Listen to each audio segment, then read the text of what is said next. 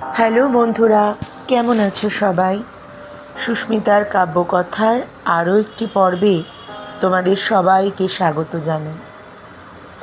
আচ্ছা, তোমরা একটা কথা খেয়াল করেছো কি কখনো? আমরা বিভিন্ন সম্পর্কের মধ্যে থাকি, নানান রকম সম্পর্ক, এবং সম্পর্ক জোরালো হয় তখনই যখন তার মধ্যে অভিযোগ থাকে, অভিমান থাকে। অভিমান, অভিযোগ এসব ছাড়া সম্পর্ক হয় নাকি আবার? অভিযোগবিহীন সম্পর্ক অনেকটা নুন ছাড়া তরকারির মতো, যেটাতে কোনো স্বাদই পাওয়া যায় না। যদি দুটো মানুষই একে অপরের খোঁজ না নিয়ে দিন কাটিয়ে দিতে পারে, আর সেটা নিয়ে যদি একে অপরের কাছে কোনো অভিযোগই না থাকে, তাহলে সেটা কোনো সম্পর্কের মধ্যেই পড়ে না।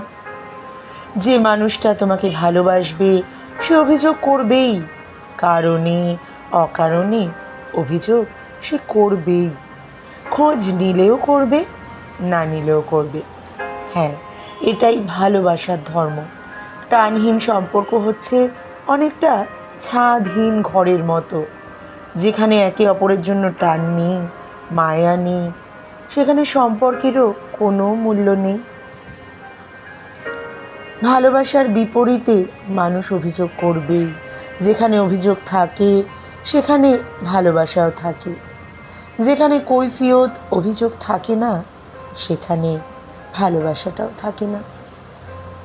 তুমি একটু খোঁজ না নিলে যে মানুষটা অভিযোগ করে, তুমি ফোন না করলে যে মানুষটা হুটহাট রেগে যায়, সে তোমাকে ভালোবেসে নির্দ্বিধায় এমনটা করে। মানুষটা তোমার আরও কাছে যাবার আশায় অভিমান করে। সত্যি কথা বলতে, যেখানে অভিযোগের কদর পাওয়া যায় না, সেখানে মানুষ থাকতেই চায় না। অভিযোগ ছাড়া কোনো সম্পর্কই হয় না। মনের চাওয়া পাওয়া থেকেই তো মানুষ মূলত অভিযোগ করে, তাই না? ভেবে দেখো তো, আজ যে মানুষটার অভিযোগ তোমার কাছে বিরক্তিকর মনে হচ্ছে, কাল সেই মানুষটা অভিযোগ করা বন্ধ করে দিলে তখন পরিবর্তনটা কোথায় গিয়ে দাঁড়াবে? যে মানুষটা কদর করে তার অভিযোগ, অভিমান, রাগ সব কিছুর সমান গুরুত্ব দাও।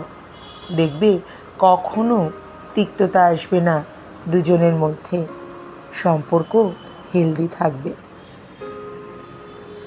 ভালো থেকো সকলে, সুস্থ থেকো।